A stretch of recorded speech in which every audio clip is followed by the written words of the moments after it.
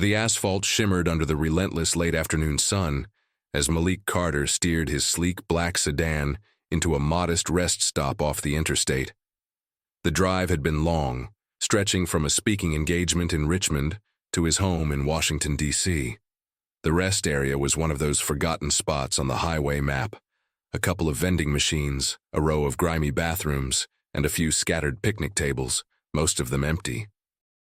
Malik pulled into a space near the edge, turned off the engine, and stepped out to stretch his legs.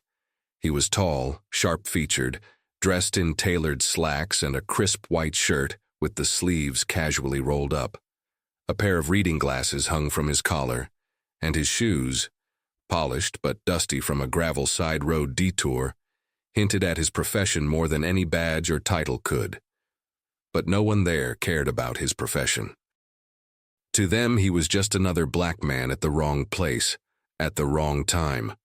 A white woman, middle-aged, with nervous eyes and a smartphone glued to her hand, sat at one of the picnic tables. She watched him with unblinking suspicion as he walked by. Malik noticed the stare. He'd seen it 100 times before. He gave a polite nod, said nothing, and headed toward the restroom. By the time he came out, there were 2 sheriff's cruisers idling in the lot. Their lights weren't flashing, but the message was clear. 2 deputies, both white, both stocky and sun-reddened, stood by his car. One of them was already testing the door handle while the other spoke into a shoulder radio. Malik's stomach clenched. He inhaled slowly, pushing down the familiar surge of indignation and bracing himself for what was coming. "Can I help you, officers?" he asked, keeping his tone measured, neutral, the way black men in America have learned to modulate their voices in the presence of armed authority. The taller one, Deputy Roy Mathers, turned sharply, sizing Malik up. "Is this your vehicle, sir?" "Yes," Malik answered calmly, retrieving his wallet from his pocket. "I can provide identification." Mathers didn't budge. The other, Deputy Kurt Landry, eyed him with a smirk. "We got a call about a suspicious individual matching your description casing cars here.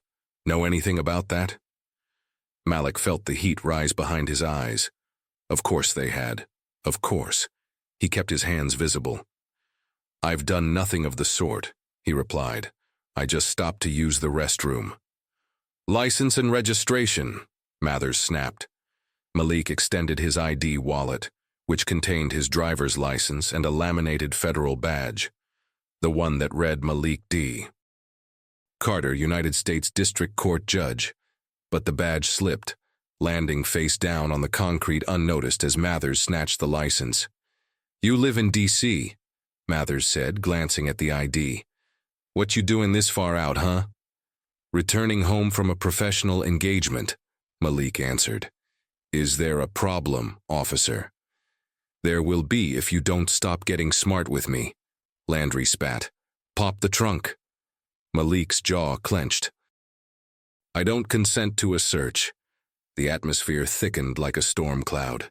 "Well then," Mathers grinned, pulling out his handcuffs, "I guess you're under arrest for obstruction of justice and suspicion of auto theft. Can't verify the car, refusing a search. That's good enough for me."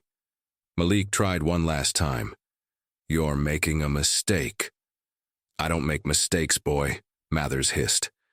The words hit like a slap, and before Malik could respond, his arms were twisted behind his back. The cold steel of the cuffs bit into his wrists. He didn't resist. He knew better. In a place like this, resistance could be a death sentence. A couple of travelers at the vending machines watched, hesitant. No one intervened. They shoved Malik into the back of the cruiser without reading him his rights. His phone, wallet, and car keys were tossed onto the front seat of the cruiser. The badge remained on the pavement where it had fallen, glinting dully in the setting sun. At the station, a squat, aging building with flickering fluorescent lights, the humiliation deepened. They booked him without explanation, searched him, stripped him of his belt and shoelaces. A greasy-haired desk sergeant snickered as Mathers loudly joked about another thug caught joyriding. Malik kept his expression impassive, but inside, a quiet fury built with every passing second. He knew exactly what was happening, knew it wasn't about him personally. It was about centuries, about an unbroken chain of men like Mathers and Landry, who'd always believed the black body was theirs to control, to humiliate. When he asked to make his phone call, Mathers laughed. "Nah, don't think you need one just yet, sir. We'll see what the captain wants to do with you in the morning." Hours passed in a small, cold cell. The thin mattress smelled of sweat and mildew. Outside, he could hear other inmates coughing, shouting, the occasional clank of keys. At one point, a young deputy, barely out of his teens, walked past his cell with a stack of files. The kid glanced inside, then did a double take. He saw something on the floor outside Malik's cell, the ID wallet that had fallen from his pocket during the scuffle. Frowning, the deputy knelt to pick it up. He opened it. His face went pale. He read the badge once, twice. Then his eyes flicked to Malik, sitting motionless on the bunk. The young man swallowed hard. But before he could say a word, Mathers appeared, snatching the badge from his hand. "Give me that." The deputy hesitated. "Sir, I think you should see this." "I'll handle it." And with that, Mathers shoved the wallet into his pocket and barked, "Get back to work." The kid disappeared down the hallway, and Malik waited. He knew what would come next. Because tomorrow morning, the world and this precinct would remember exactly who Malik Carter was. And it would never be the same. If this story of injustice and transformation moved you, don't forget to like, comment, and subscribe for more stories that turn pain into power. The fluorescent lights in the narrow corridor hummed, casting a sickly pallor over the cracked linoleum floors of the county precinct.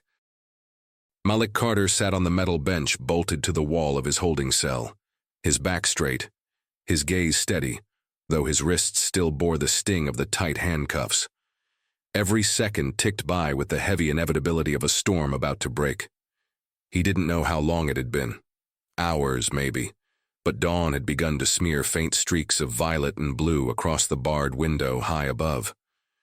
Injustice was a taste Malik had known since boyhood. The first time it came disguised as a teacher who insisted Malik had cheated on a spelling test because no black kid from his neighborhood could score that high. Later, it wore the face of a police officer who stopped him for walking through his own gated community in a hoodie. Tonight, it had worn the badge of Deputy Roy Mathers and Deputy Kurt Landry, crude, arrogant, and too certain of their untouchable authority. The insult hadn't been in their words. It was in their assumption. That no black man alone, well-dressed or not, at a rest stop after dusk could possibly own the kind of car Malik drove. That his protestations of innocence were mere defiance. That his composure was arrogance. That his presence was a crime in itself. The cell door clanged open. Mathers swaggered in, a cup of stale coffee in one hand, Malik's wallet and badge still stuffed deep in his jacket pocket. "Well, look who's still sitting pretty," he sneered. "Guess no one important's missing you, huh?" Malik didn't respond. Landry entered behind him, cracking his knuckles. "Reckon we can hold him a while longer. Say he resisted, add a couple misdemeanors. Bet the DA won't ask twice." "That's the thing about people like him," Mathers said, leaning against the bars. "Think they're special. Think those nice clothes mean anything out here. Out here, you're just another—" The sharp ring of the station's landline phone cut through the air like a siren. The desk sergeant picked up, muttered a greeting, and then stiffened. "Yes, sir. Right away, sir. Yes." He hung up and turned pale. "Mathers, Landry, Captain wants both of you in his office now." "What's the issue?" Mathers asked, instantly suspicious. "Now," the sergeant snapped. The two deputies exchanged glances and left. Malik remained seated, listening as the heavy door swung shut behind them. A minute later, the young deputy from earlier reappeared, his face ashen, sweat beading at his temples. In his trembling hand was Malik's ID wallet, badge gleaming under the flickering light. I'm sorry, Your Honor," the kid stammered. Malik regarded him evenly. "Son, what's your name?" "Deputy Nathan Pierce, sir." "Well, Deputy Pierce, I suggest you hang on to your integrity. Around here, you're gonna need it." The kid swallowed hard and nodded. "Sir, the captain just got a call from the governor's office." A faint smirk tugged at the corner of Malik's mouth. "Did he now?" "They know who you are, sir. Orders just came down. You're to be released immediately, full apology from the department. There's, word the U.S. Attorney's Office has been informed too." Malik exhaled slowly, his control a thin, deliberate thing. "And the two deputies?" The kid shifted uncomfortably. "They're in with the captain now, sir." Malik stood. "Good. Now open this door." Pierce fumbled with the keys, his hands shaking as he unlocked the cell. Malik stepped out, his dignity intact, shoulders squared. The sun had fully risen now, light spilling through the windows in sharp, accusing rays. As he crossed the main floor of the precinct, every officer present fell silent. Malik Carter wasn't a name they knew. But now they did, and the weight of what had transpired, what might still come, clung to the room like a heavy fog. At the desk, a hastily written release form awaited. Malik signed it with a steady hand. His belongings were pushed across the counter, phone, keys, wallet. His badge, polished now, sat on top. The captain, a heavy-set man with thinning hair and a face drawn tight with fear, emerged from his office. "Your Honor," he began, forcing a smile that cracked under its own strain, "please accept our sincerest apologies. A terrible misunderstanding, an unfortunate procedural oversight." Malik met his gaze without blinking. "You're not apologizing because it's right. You're apologizing because you got caught." "Of course not, sir. We hold ourselves to the highest standards." "Save it," Malik cut in, pocketing his badge and turning to leave. "We'll discuss it in a more appropriate venue." The captain paled further. "Your Honor, surely we can settle this matter internally." Malik paused at the door, looking back. "This isn't a matter for backrooms and hush money. You and your men violated not just my rights, but the dignity of every man who ever sat in one of these cells for no reason other than the color of his skin." He left them in stunned silence. Outside, the air was crisp and clean. Malik's car was waiting, brought around by Pierce himself, who handed over the keys without a word, his face a mixture of shame and relief. Malik didn't waste time. There was work to do. By noon the hearing would be called, and by a stroke of cruel, perfect irony, Malik Carter, United States District Court Judge for the Eastern District of Virginia, would be the one presiding. And two men, who thought themselves untouchable, were about to learn what justice actually looked like. The courtroom wasn't one of those grand, wood-paneled chambers you see in movies. No soaring columns, no stained glass, just pale walls, unremarkable rows of benches, and an old oak judge's bench raised above the floor. It could have been any small-town federal annex court in America, and yet that morning, it was the most important room in the state. By 8:45 a.m., the gallery was already filling with reporters, civil rights lawyers, a scattering of local NAACP representatives, and ordinary citizens who'd heard whispers about the night's events. Whispers that had grown louder with every call from the governor's office, every discreet legal inquiry, every hasty press release trying to frame the incident as a misunderstanding. No one missed the irony. Two sheriff's deputies, known in the region for their brutal policing of black drivers, were now being summoned to face disciplinary action and legal review by a judge. What no one knew, at least not until they walked into that courtroom, was who the judge was. Deputies Roy Mathers and Kurt Landry stood side by side near the defense table, wearing the same pressed uniforms they'd worn the night before. Mathers had traded his usual swagger for a stiff, uneasy stillness. Landry looked pale, his lips a tight line. Their attorney, a gray-haired man named Walter Kincaid, whispered instructions between clenched teeth. At precisely 9:12 a.m., the bailiff called the room to order. "All rise for the Honorable Judge Malik D. Carter." The courtroom stood as one. Mathers turned toward the bench, then his stomach dropped. There he was, the same man they'd shoved against the cruiser, handcuffed, mocked, and locked away, standing now in a dark tailored robe, a quiet power radiating from his posture. a nameplate gleaming in front of him. Honorer Malik D. Carter, U.S. District Court. The blood drained from Mather's face. Landry muttered something under his breath. Malik's expression was unreadable. No trace of smugness, no anger. Just the precise, unflinching gravity of a man who understood the weight of his authority.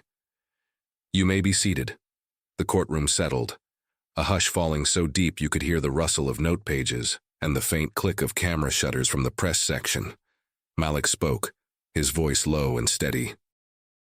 "We are here today for a preliminary administrative hearing regarding allegations of misconduct, unlawful detainment, and civil rights violations by Deputies Roy Mathers and Kurt Landry of the Westbridge County Sheriff's Department relating to an incident occurring at approximately 7:15 p.m. yesterday evening at the Interstate 61 rest stop."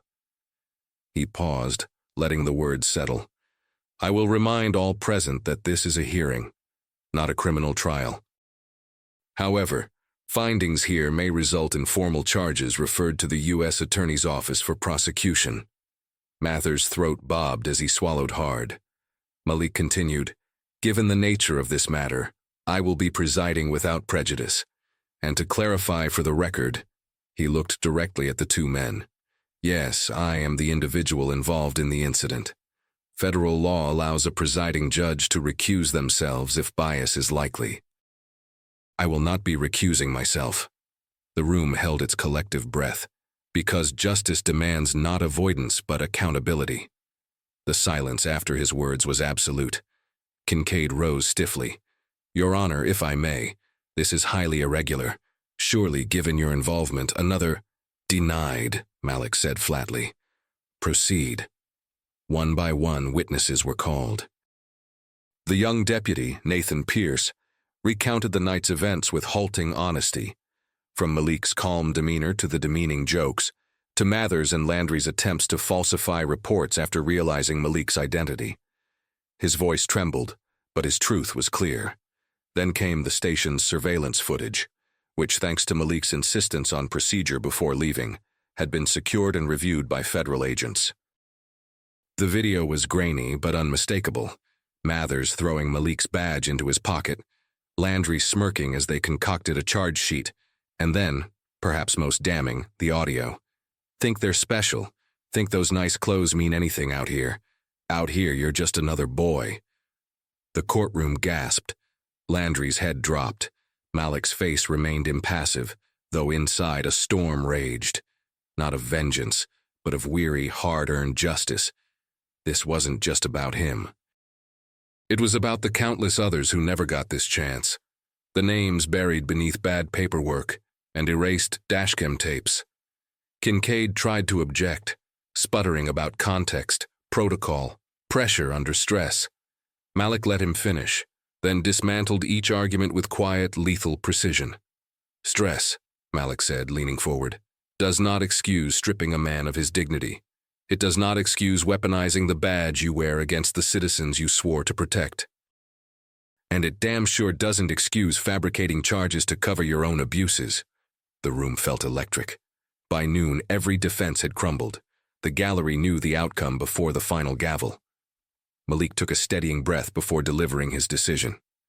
"This court finds probable cause that Deputies Roy Mathers and Kurt Landry committed unlawful detention, abuse of authority under color of law, and attempted obstruction of justice. Effective immediately, both are stripped of duty pending federal indictment." He rose from the bench, eyes locked on the two stunned men. "And may this serve as a warning to any officer who thinks their badge is a shield for prejudice. Not in my court, not in this country." The applause began with a single hand clap, then another, and then the room erupted, not in celebration, but in relief, in recognition of a wound long left open and finally acknowledged.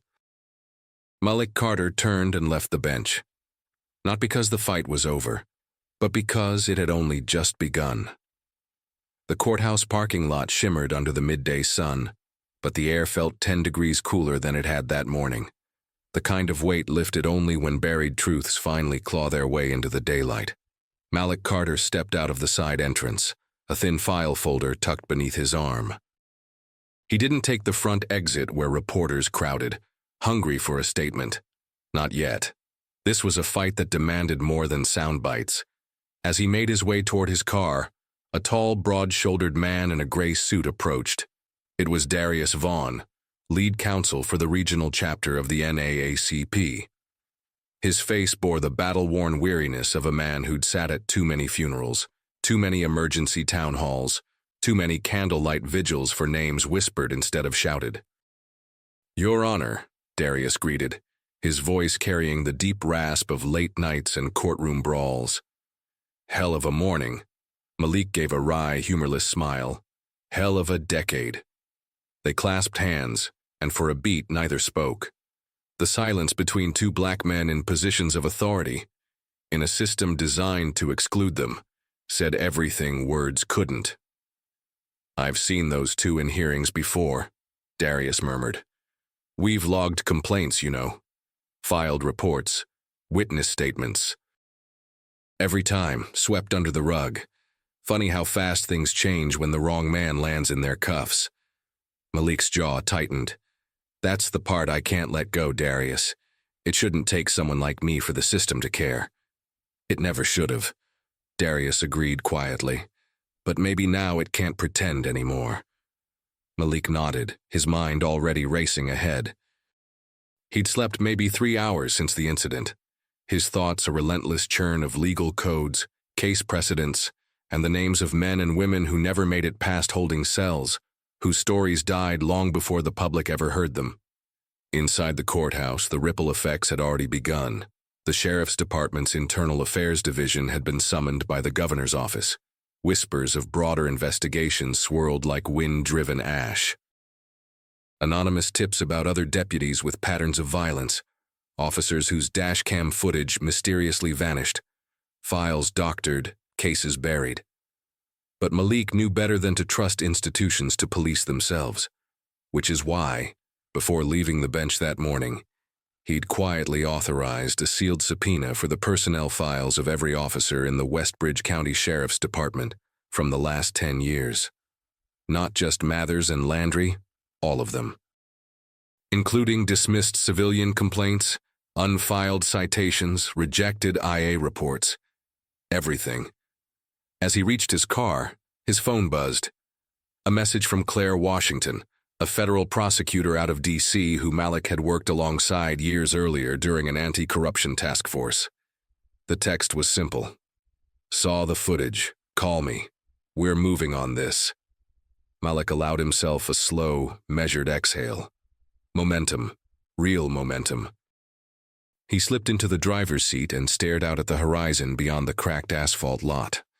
The country had grown slick with platitudes about progress, diversity posters in department lobbies, hashtags when another video went viral, statements from city councils vowing zero tolerance.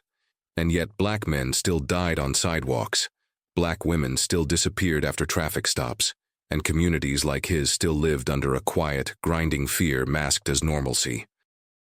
But this was a crack in the wall, and Malik intended to pry it wide open. He dialed Claire's number as he turned the key in the ignition. She picked up on the first ring. "Malik," she greeted, her voice brisk. "I've already spoken to the U.S. Attorney's Office. We're launching a formal civil rights investigation. Not just those two. Whole damn department." "I want in," he said without hesitation. Claire chuckled darkly. "I figured you'd say that." "Good, because you're not the only name on my list. Westbridge isn't the only precinct playing this game. I'm assembling a federal panel. Judges, attorneys, community leaders, full audit authority." A beat passed. "It's going to get ugly," she added. "It's already ugly," Malik replied. "We're just going to finally show them the mirror." He ended the call and sat in the stillness of his car for a moment longer. The world outside moved on. Trucks barreling down the highway, parents wrangling restless children at the adjacent rest stop, a teenager in a faded uniform sweeping trash into a plastic bin. Life, undeterred. But the shift had begun. Malik reached for the folder on his passenger seat.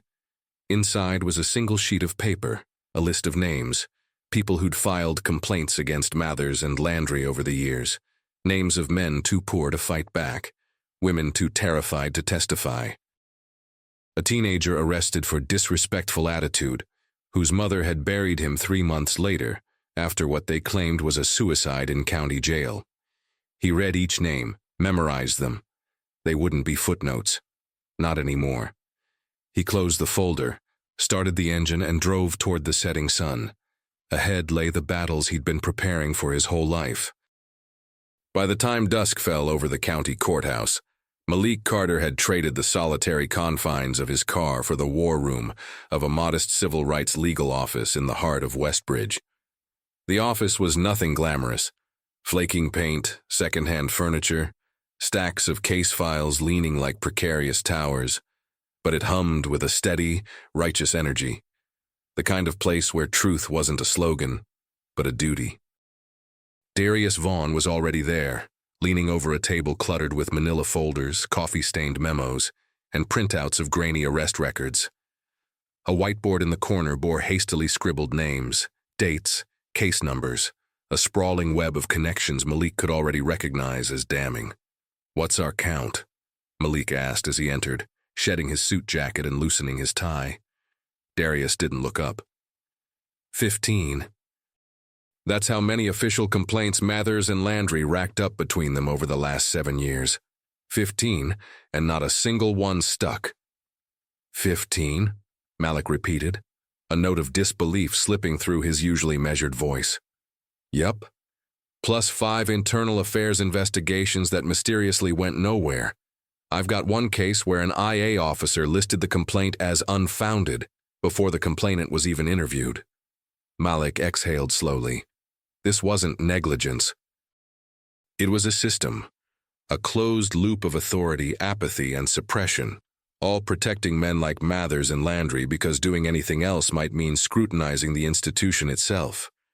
He moved toward the whiteboard, studying the names. Some he recognized from old cases, others from whispered stories passed between families in church basements and barber shops. That's not all, Darius continued. Got a call from Councilwoman Vega. She pulled budget records. Turns out the sheriff's department has been quietly paying out settlements on civil rights suits for years. Over $400,000 in taxpayer dollars since 2014. Malik's head snapped around. Without public disclosure? Buried under miscellaneous legal expenses, Darius confirmed grimly. Malik ran a hand over his face. It wasn't just Mathers and Landry. This was policy, an entire machine built to silence the wronged, to protect the privileged, to pretend none of it ever happened. And it was beginning to crack. His phone buzzed again, another message from Claire Washington. Federal inquiry confirmed. I'll need you on the oversight panel, Malik. Formal invite coming. Time to tear this thing open. He allowed himself a tight, humorless smile. Darius, he said, setting the phone down. Claire's launching the federal probe. She wants me on the panel. Darius looked up then, his expression a blend of satisfaction and weariness. About damn time. You know this'll burn half the county's political ties to the ground. Let it burn, Malik said. For a moment neither spoke. The weight of what was coming loomed between them, the lawsuits, the investigations, the retaliations. Malik knew the backlash would come. It always did. Powerful men didn't surrender power without drawing blood. But for once, the advantage was theirs. There's something else, Darius added, his tone shifting. He reached for a slim, unmarked file and slid it across the table. Malik opened it. Inside was a police report, dated 3 years prior. Name, Anthony Parks, 19 years old. Arrested by Deputy R. Mathers for obstructing an officer. Malik skimmed the notes. Parks had supposedly resisted questioning at a traffic stop. No dashcam footage attached. Why is this here? Malik asked quietly. Because 3 days after this, Anthony was found dead in his cell, Darius said. Hanging, they said, but there was no autopsy, no press. His mother swore up and down he'd been beaten, but no one would listen. Sheriff's department ruled it a suicide before anyone even saw the body. Malik's hands tightened around the file. He was a kid, Darius finished. Another one no one gave a damn about until now. Malik closed the folder and nodded. Then we start with him, he said. Not with me. Not with some clean-cut judge who happened to have a badge in his pocket. We start with Anthony, and every other name on that board. We drag them all into the light. Agreed. Outside, the sky had deepened into a shade of indigo. A few dim stars blinked into view. Malik knew sleep wouldn't come tonight. There were depositions to schedule, subpoenas to file, community briefings to arrange. But for the first time in a long while, the work felt like progress, not survival. Progress. He looked over at Darius. You realize this doesn't stop here, right? This department, this town, it's everywhere. Darius's smile was grim. Then let's see how many dominoes we can knock down before they rebuild the wall. Malik reached for the file, slipped it under his arm, and headed for the door. He had a federal oversight committee to help lead, and a list of names to vindicate. The next morning broke with a restless, humid haze settling over the city. Thunderstorms threatened from the horizon, the air thick with the promise of reckoning. And inside the county courthouse, it wasn't just the weather that felt unstable. By 8 a.m., word had spread through the sheriff's department like a virus. Phones buzzed in uniform pockets, text chains burst with frantic questions, and the station's usual bravado had been replaced by something tighter, meaner. No one was talking openly about what happened the night before, but everyone knew. The badge they thought belonged to just another black man passing through their county turned out to be a federal judge's. And now, two of their own, Deputies Roy Mathers and Kurt Landry, stood not before a sympathetic sheriff or a backroom committee, but in an open courtroom again. And this time, the stakes had sharpened. Malik Carter arrived through the courthouse's side entrance, not by accident. It wasn't fear, it was strategy. A low profile for a man in his position wasn't cowardice. It was ammunition for the fight ahead. In the judge's chambers, Claire Washington waited. She wore a storm gray suit, her locks pulled back, sharp features set in a look Malik had seen only a handful of times before, when a case wasn't just political or legal, but personal. You ready? She asked as he stepped inside, setting his files on the desk between them. I was ready 6 years ago, Malik said. This is overdue. She nodded. Word from the Department of Justice is that federal oversight starts Monday.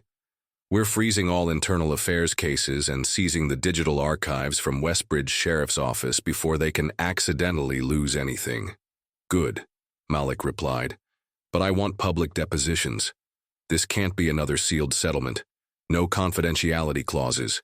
Every name, every infraction, we lay it out. Open record. Claire smiled.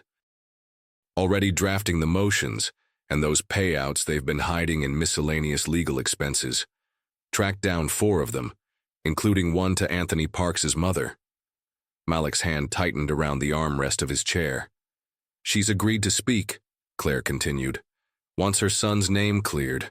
Wants to see Mathers and Landry cuffed in the same orange jumpsuits they handed out like candy for the last decade. Then she'll have it, Malik said, rising. But they'll hear it from me first.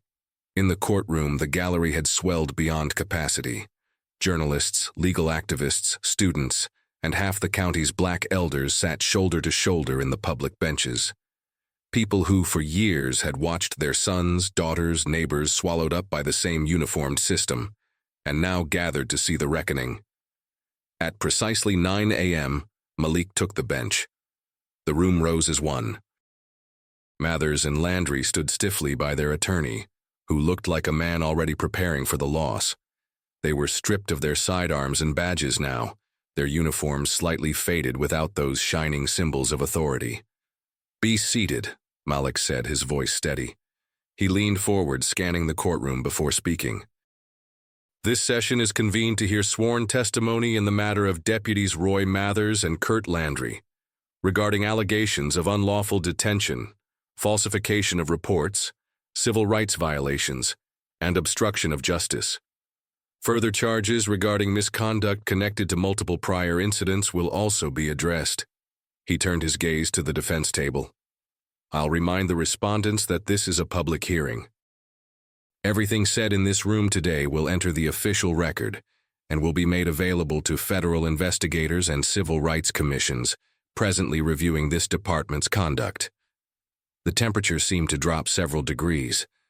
Darius Vaughn approached the front bench with Anthony Parks' file in hand. Your Honor, with the court's permission, I call my first witness, Evelyn Parks. The room shifted as an older black woman with weathered hands and a silk church scarf rose from the gallery and made her way to the stand. Her face was a map of grief, but in her eyes burned something far more dangerous to men like Mathers and Landry: resolve. She was sworn in and settled into the witness chair. Malik spoke gently. Mrs. Parks, please tell this court about the last time you saw your son. Her voice was hoarse but steady. 3 years ago, Anthony left the house to visit his cousin, never made it home. That night, a deputy came to my door and told me my boy was arrested for disrespecting an officer.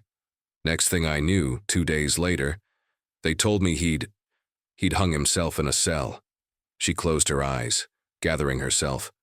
But I knew he didn't do that. They wouldn't let me see the body. Wouldn't let me ask questions. They said if I made noise, it would look bad for Anthony's memory. Malik kept his expression still, but inside every word was a match to dry timber.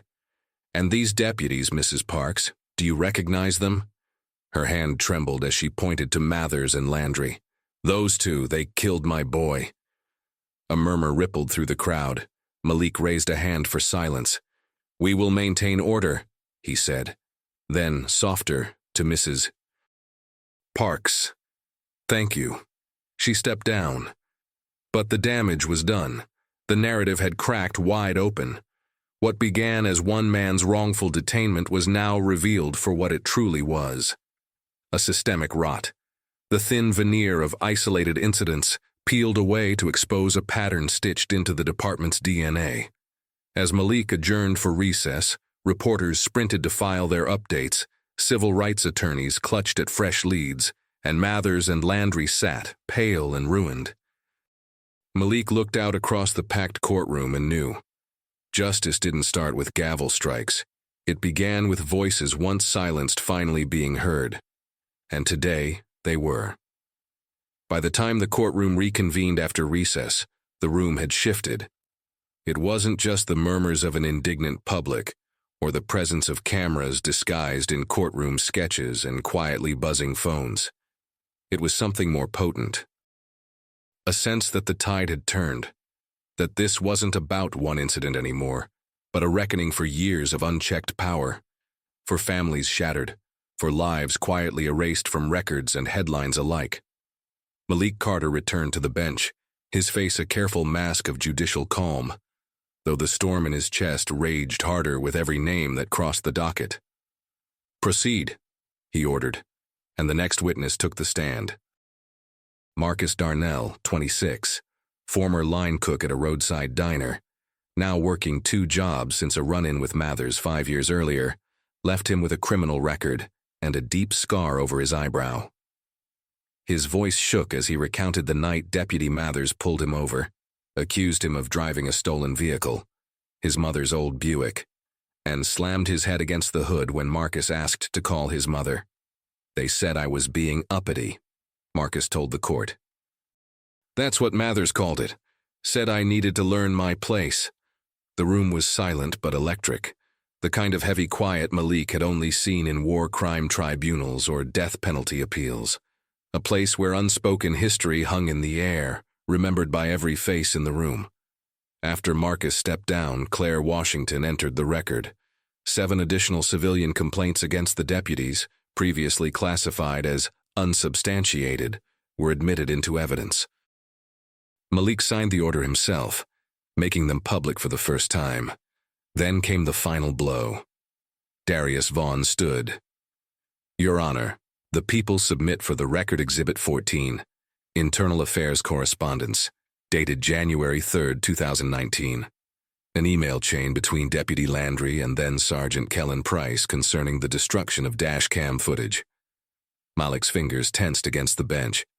Claire slid the printout into evidence, and Malik read the words aloud. Delete that footage. The kid swung first. We'll write it that way. Nobody's going to check. The gallery erupted. Cries of shame and murderers filled the air before Malik raised his gavel. Order! I will have order in this court. Slowly, the room quieted. Malik's voice, when it came, was cold steel. I remind this court and these respondents that the law you so brazenly defiled is the same law that grants you protection. Or did. As of this moment, the state has filed formal charges of obstruction of justice and evidence tampering. Mathers and Landry sat frozen, sweat gleaming on their brows. The weight of inevitability pressed down on them. Not just the loss of their careers, but the unraveling of their entire constructed myth of invincibility. Claire rose.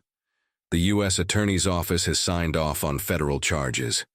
We're moving forward with indictments. Malik nodded. This court recognizes the gravity of the evidence presented, and hereby orders Deputies Roy Mathers and Kurt Landry remanded into federal custody pending trial. Gasps, a few cheers, quickly silenced by the bailiff. Mathers finally spoke, voice trembling with fury, not remorse. You think this changes anything? You people always think you win one fight and it makes a difference. Malik rose from the bench, his robe falling in heavy folds. He descended the short staircase until he stood on the same floor as the men who'd thrown him in a cell, less than 48 hours earlier. It changes everything, Malik said, his voice low but carrying to every corner of the room. Because for the first time in this county's history, power answered for itself in public, and its victims had names, faces, and a voice. He gestured toward the gallery, and they won't forget this day. Neither will you. The bailiff stepped in, securing Mathers and Landry in cuffs. The heavy clink of metal was a sound Malik would remember for years, not out of satisfaction, but necessity. This wasn't revenge. This was restoration. As the two men were led from the room, Malik returned to the bench. To the citizens of Westbridge County, he declared, know this, the days of silence are over. This court is establishing an independent review board for all Sheriff's Department conduct and will oversee every open complaint within this district's jurisdiction. Effective immediately. A standing ovation followed, hesitant at first, then swelling into a thunderous roar of approval, applause, and tears from families too long ignored. Malik struck the gavel once more. Court adjourned. But even as the sound echoed through the chamber, Malik knew the work was only beginning. The world had shifted, and they weren't going back. Outside the courthouse, a storm had begun to gather, dark clouds rolling low over the county square, the air electric with tension and promise. Rain threatened, and yet no one left. A swelling crowd of residents, students, activists, and elders filled the steps and sidewalks. Makeshift signs sprouted like wildflowers. No justice, no peace. Say their names. Power to the people. Malik Carter stepped through the double doors and into a sea of faces. Some he recognized from court hearings past, others from community meetings, and still others were strangers, but their eyes told the same story. Tired, hardened, hungry for change. At the foot of the steps stood Evelyn Parks, her scarf pulled tight against the wind. Beside her was Darius Vaughn, his suit jacket slung over one shoulder, and Claire Washington, her phone in hand, already coordinating federal filings. Malik made his way toward them, weaving through the crowd. Your Honor, Evelyn said, her voice thick with gratitude and grief, you gave my son his name back. Malik's throat tightened. Mrs. Parks, it should never have taken this long. She nodded, a tear slipping down her cheek. But you didn't let it stay buried. None of you did. A cheer rose from the far end of the square. News vans lined the streets now, their antennas reaching for signals as reporters breathlessly recounted the day's historic events. But Malik's attention was drawn to a figure breaking through the crowd. Deputy Nathan Pierce, no longer in uniform, his badge already surrendered. He stopped in front of Malik, eyes wary but determined. The young man began, then cleared his throat. I turned in my resignation. Couldn't stay. Not after what I saw, what I let happen. Malik studied him for a long moment, measuring the weight of those words. You spoke when others stayed silent, Malik said. You saved lives by doing that. But your work's not finished. Pierce nodded, visibly relieved. I'm not running, just not wearing that badge anymore. I want to help. Malik gestured to Darius. Talk to him. We need people who've seen the system from the inside. Pierce shook Darius's hand, and in that simple gesture, Malik saw the future crack open a little wider. The press clamored for a statement, and Claire nudged him forward. This is your moment, Judge, she said. Malik stepped up to the impromptu podium, the crowd falling into a tense, expectant hush. The cameras trained on him, but he wasn't speaking to them. He spoke to the crowd. To every mother who buried a child and never saw justice, he began, his voice clear, rich, and solemn. To every father who taught their son how to survive a traffic stop instead of how to dream. To every family who's been told to wait, to be patient. That change comes in due time. I stand before you today to say that due time is now. A roar rose from the assembly. This isn't a victory for me. It's a reckoning for a system built to protect the powerful at the expense of the vulnerable. But today proved that system is not untouchable, that voices raised together carry weight, that silence is complicity. He paused, scanning the sea of faces. And we're done being complicit. Thunder rumbled overhead, and for a moment it felt as though even the sky was testifying. Effective immediately, Malik continued. Westbridge County's Sheriff's Department is under federal oversight. An independent civilian review board will hold every badge accountable. Every complaint will be heard. Every voice will matter. Another wave of cheers. And let this be a message to every institution, in every city, in every state. The days of invisible bodies, of nameless graves and unanswered calls are ending. We will not turn away. We will not be intimidated. And we will not stop. He stepped back from the podium to a sustained ovation, the crowd surging closer, strangers embracing one another as tears fell openly. The storm finally broke then, rain pouring over the square. Not a scattering, but a torrential release washing the streets clean. Malik turned to Darius and Claire. This was one fight. Claire nodded, but it opened the door. And we intend to walk through it, Darius added. Malik looked back at the courthouse, rain streaking its stone facade, and thought of every name he'd read, every case he'd ruled, every mother's hand he'd held at funerals that never made the news. They weren't statistics. They were unfinished stories, and this time, they'd be told. Nightfall brought no quiet to Westbridge. The street still buzzed, the courthouse square transformed into a gathering space lit by handheld candles and the flashing glow of news cameras. People stood shoulder to shoulder, drenched from the earlier downpour, but unwilling to leave. There was a kind of defiance in it, a refusal to let this moment be swept away by the next news cycle or political scandal. Malik Carter sat in a dimly lit back room of the legal office with Claire, Darius, and a growing team of attorneys and community organizers. The walls were lined with hand-drawn charts, names scrawled on whiteboards, and a map of the county marked with red pins, each one representing a documented case of abuse or unexplained death at the hands of law enforcement in the last decade. Claire leaned over the table. I just got confirmation. The Department of Justice wants preliminary findings on their desk within 72 hours. They'll expand this oversight region-wide if what we're uncovering holds. It will, Darius said darkly. This place isn't an anomaly, Malik. It's a prototype. Malik nodded. That's what terrifies them. He gestured to the whiteboard, his voice growing taut. Every name up there matters. Every one of them has a family, has a story. We do this right. We don't just get convictions. We build a case study so airtight it becomes a precedent. Something no department can quietly bury or ignore. An intern entered with another folder, freshly declassified internal memos from the sheriff's department. Darius scanned it, whistling low. They had an actual quota, not just arrests. Arrests of problem elements, mostly young black men. It's in writing. Malik's pulse hammered. That's your institutional pattern. Claire grinned grimly. And that's how we cracked the whole damn system. They worked deep into the night, phone calls buzzing, records coming in from community members emboldened by the day's events. Whistleblowers from other counties started reaching out anonymously, offering proof of similar policies, similar cover-ups. A network of survivors' families formed, connecting names once isolated in grief to a growing collective demand for justice. And still, Malik's mind returned to Anthony Parks.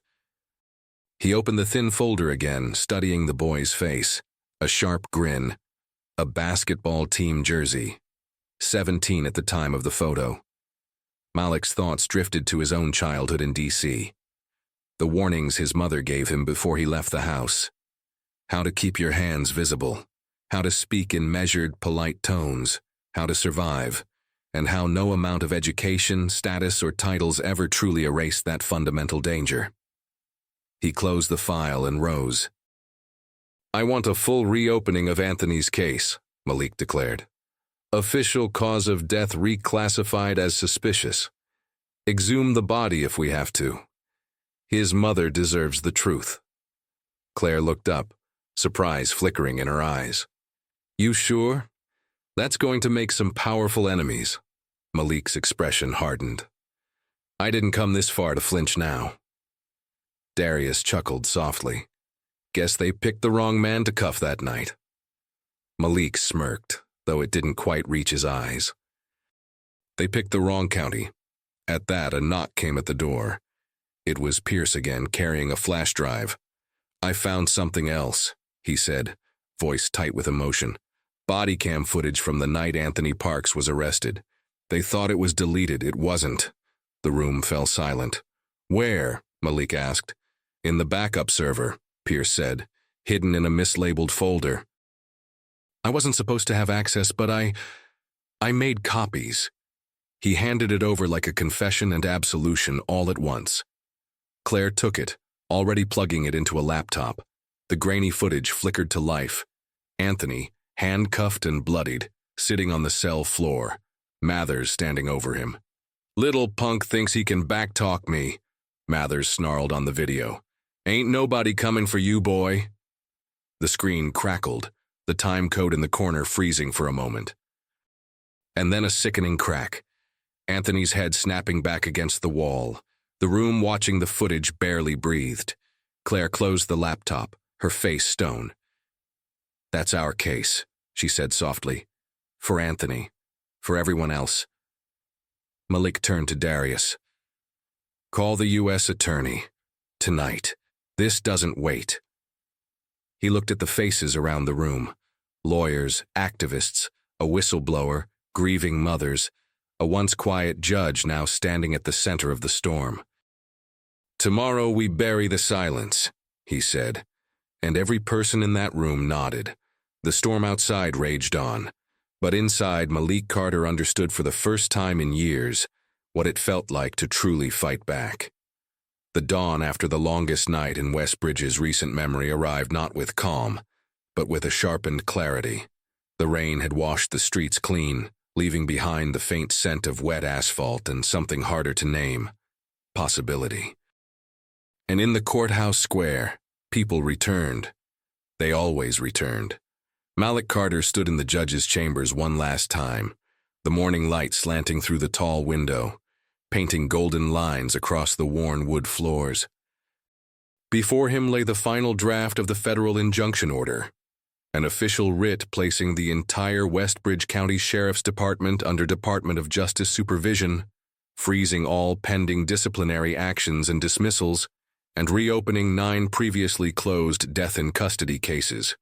The Parks family would get their son's name restored, and others, Families too long ignored, too long told to grieve quietly, would see their dead remembered. Claire entered without knocking, a cup of strong black coffee in one hand and a case brief in the other. "It's done," she said. "Signed off by DC. The oversight panel convenes Monday. You chair it." Malik let out a breath he hadn't realized he was holding. "And the video?" "Leaked," Claire replied, a small, grim smile tugging at the corner of her mouth. "Local affiliates picked it up first. By midnight it was national. They're calling it the Westbridge Files." Malik nodded. "Good. Make them watch it." He took the injunction order, folded it carefully, and slid it into a leather portfolio. The weight of it was heavy, but it felt earned. Downstairs, the courthouse steps had become a makeshift platform again. More reporters now, more community leaders. Not a vigil this time, but a demand. One Malik intended to honor. Darius met him at the entrance. The older man's eyes were rimmed with exhaustion, but his voice was steady. "Are you ready to finish this?" Malik gave a quiet smile. "We're just getting started." The moment he stepped into the open air, applause broke out, mingled with the low hum of television crews and the sharp flicker of camera flashes. Malik approached the podium with the portfolio tucked under his arm. He raised a hand and silence swept through the crowd. "I won't waste your time with another speech," Malik began, his voice carrying clear and unflinching across the square. "You've already heard the promises. You've lived through the betrayals. Today isn't about words, it's about action." He held up the injunction. "This document makes it official. Federal oversight, civilian control, every incident investigated, every badge held accountable. No more backrooms, no more cover-ups."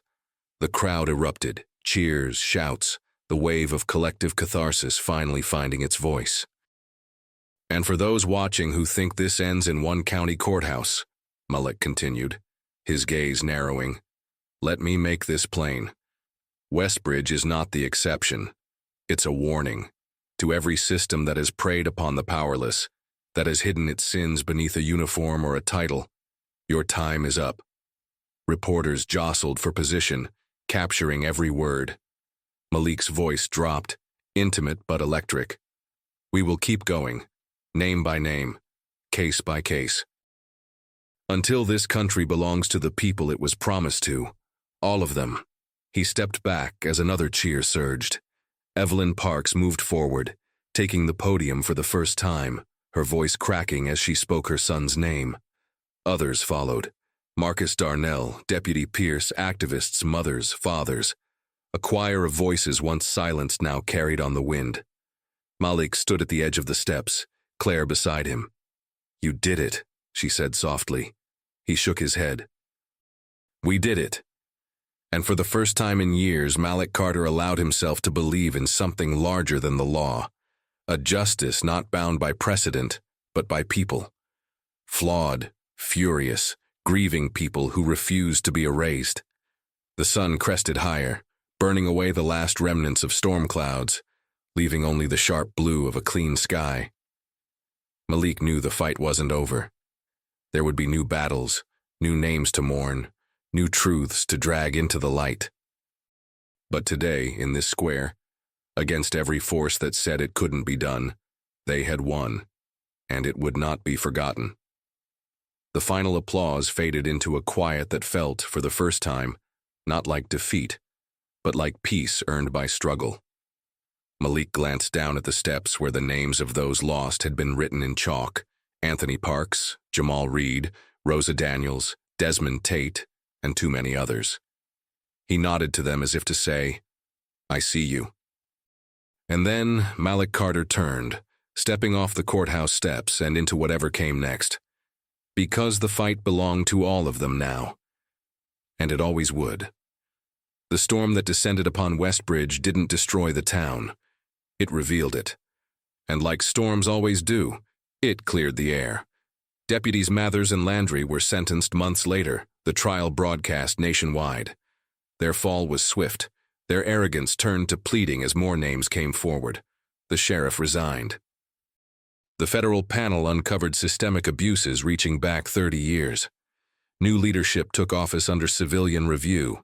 The culture of impunity cracked. Anthony Parks was laid to rest again, this time with his truth intact. Evelyn Parks stood before a crowd as her son's name was etched into a memorial for victims of state violence. The town held its first public remembrance vigil, not as mourning, but as witness, and Malik Carter, he never stopped. He became the face of a movement for judicial accountability, pushing for legislation ensuring public oversight of law enforcement across the state. Courtrooms once hostile became arenas of reckoning, and though the burden remained heavy, Malik carried it. Not because he was unafraid, but because someone always had to. For the first time in Westbridge, justice wasn't a whisper. It was a name, a verdict, a promise, kept.